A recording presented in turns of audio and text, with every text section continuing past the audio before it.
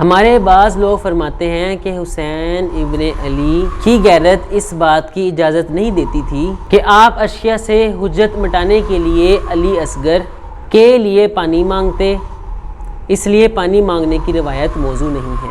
آپ علی اصغر کو جام فرات کے بجائے جام شہادت کے لیے اٹھا لائے اور فرمایا، ستمگر ادھر ہنر آزمائیں، تو تیر آزما ہم جگر آزمائیں۔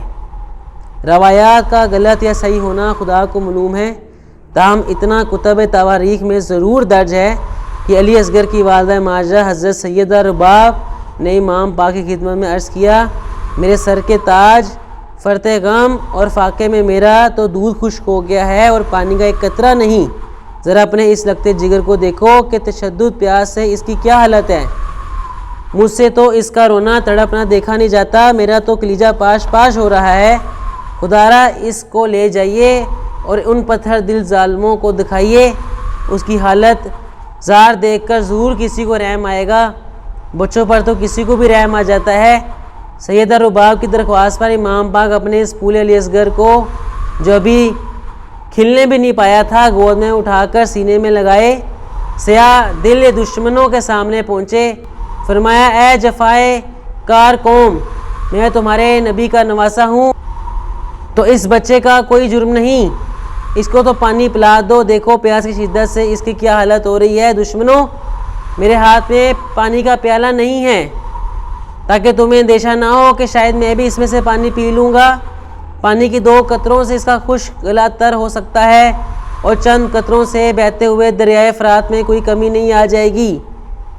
بچوں پر تو کافروں کو بھی طرز آ جاتا ہے، تم تو مسلمان کہلاتے ہو، کیا تمہیں معلوم ہے یہ بچہ کون ہے؟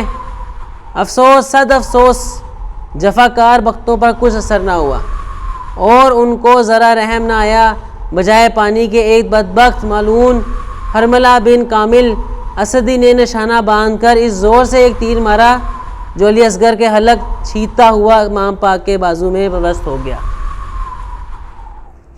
امام پاک نے تیر کھینچا، خون کا فوارہ ہمراہ پیکانے برآمد ہوا، امام پاک نے بچے کا گرم گرم لہو اپنے چلو میں لیا اور آسمان کی طرف پھینکا اور فرمایا، اے اللہ، جو کچھ یہ لوگ کر رہے ہیں اس پر میں تجھے گواہ بناتا ہوں، پروردگار عالم، جس راہ میں اس وقت میں گامزن ہوں اس کی سخت کٹن منزلیں تیری رحمت ہی سے آسان ہو رہی ہیں۔ بچے نے ایک جھرجھری سی لی اور مظلوم باپ کے ہاتھوں سے تڑپ کر جان دے دی۔ مظلوم باپ نے ننھے شہید کو چوما اور ہاتھ میں رکھے ہوئے خون سے ریش مبارک کو خضاب کر کے فرمایا، میرے چاند، میں بھی تمہارے پیچھے تمہارے نانا جان کے پاس آتا ہوں اور ان کو دکھاتا ہوں کہ ان جفاکار بدبختوں نے تمہارا اور میرا کیا حال کیا ہے۔ ادھر خیموں میں حجابیوں کو گمان تھا کہ ادائے بچے کی حالت زار پر ضرور ترس کھائیں گے اور پانی پلا دیں گے۔ جب انہوں نے اس شگوفہ آرزو کو بھی امام کے ہاتھوں میں خون سے رنگین پایا تو ان کے جگر پھٹ گئے۔ امام نے ننھے شہید کو علی اکبر کے پاس لٹا دیا۔ جوں ہی ماں نے اپنی گود میں تڑپنے والے خاک کے کربلا پر سکون سے لیٹا ہوا دیکھا تو کہا، انا للہ و انا الیہ راجعون۔ ہو سکتا ہے ننھے علی اصغر شدت پیاس سے نہیں، شوق شہادت میں بے تاب ہوں، اور دوسری طرف وہ بدبخت ننھے علی اصغر کے قتل کو شاید اپنا کارنامہ سمجھ رہے ہوں، مگر 6 ماہ کے جنتی پھول نے اپنی جان دے کر یہ بتا دیا کہ لشکر یزید میں شامل بدبخت انسانیت سے بھی عاری ہو گئے تھے اور انہوں نے ظلم و ستم کی انتہا کر دی تھی۔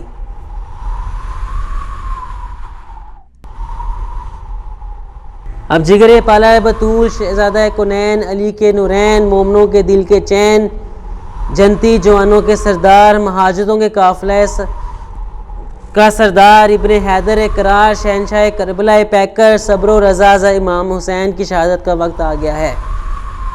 جب آپ نے میدان جنگ میں جانے کا ارادہ فرمایا تو حضرت سید الساجدین زین العابدین اپنی بیماری کی نکاہت اور کمزوری کے باوجود نیزہ لیے ہوئے حضرت امام کی خدمت میں حاضر ہوئے، عرض کیا، ابا جان، پہلے مجھے میدان کارزار میں جانے اور اپنی جان کو نثار کرنے کی اجازت دیجیے، میرے ہوتے ہوئے آپ شہید ہو جائیں، یہ نہیں ہو سکتا۔ امام علی مقام نے نور نظر کو اپنی آغوش محبت میں لیا، پیار کیا اور فرمایا بیٹا میں تمہیں کیسے اجازت دے دوں؟ علی اکبر بھی شہید ہو گئے، قاسم بھی دنیا سے چلے گئے اور تمام عزیز و اقارب بھی ہمراہ تھے، سب راہ حق میں نثار ہو چکے ہیں۔ تمہیں اجازت دے دوں تو خواتین اہل بیت کا کوئی محرم نہیں رہے گا۔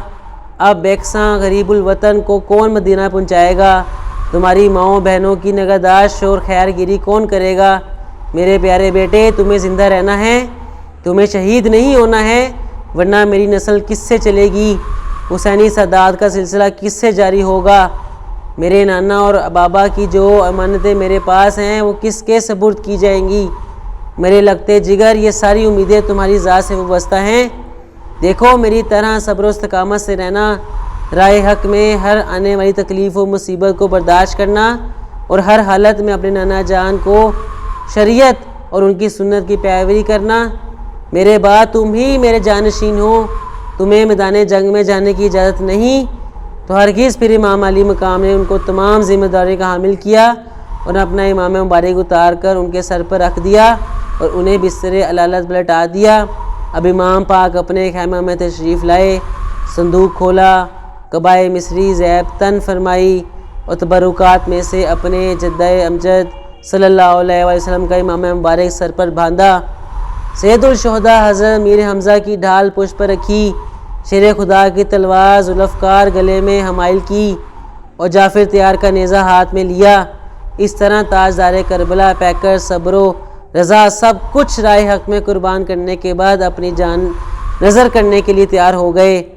بیویوں نے جب اس منظر کو دیکھا تو ان کے چہروں کے رنگ اڑ گئے اور آنکھوں سے موتی ٹپکنے لگے۔ سیدہ زینب نے آنسو بہاتے ہوئے کہا پیارے بھیا، آپ کی ازواج میں درد میں ڈوبی ہوئی آواز سے کہا ہمارے سرتاج۔ حضرت سکینہ نے روتے ہوئے کہا بابا جان کہاں جا رہے ہو؟ اس جنگ میں ہمیں کس کے سپرد کر کے جا رہے ہو؟ جن درندوں نے ننھے علی اصغر پر رحم نہیں کھایا وہ ہمارے ساتھ کیا سلوک کریں گے؟ فرمایا تم لوگوں کا خدا حافظ و نگہبان رہے۔ آپ نے تمام اہل خیمہ کو صبر و شکر کی وصیت فرمائی۔